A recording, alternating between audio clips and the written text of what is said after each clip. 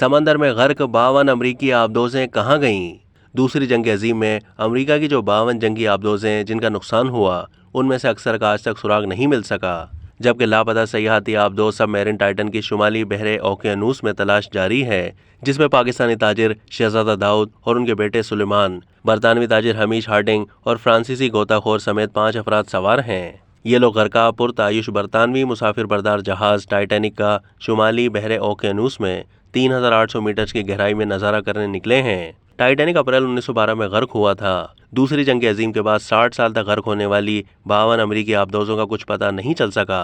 तहम जुलाई 2006 में रूसी गोताखोरों की एक टीम ने रूसी और जापानी जजायर के दरमियान एक डूबी अमरीकी आबदोज सवाहों का सुराग लगाया। जबकि 2019 में जापान के जजीरा ओकिनावा के करीब एक अमरीकी आबदोज ग्रे यबक का 75 साल के बाद सुराग मिला।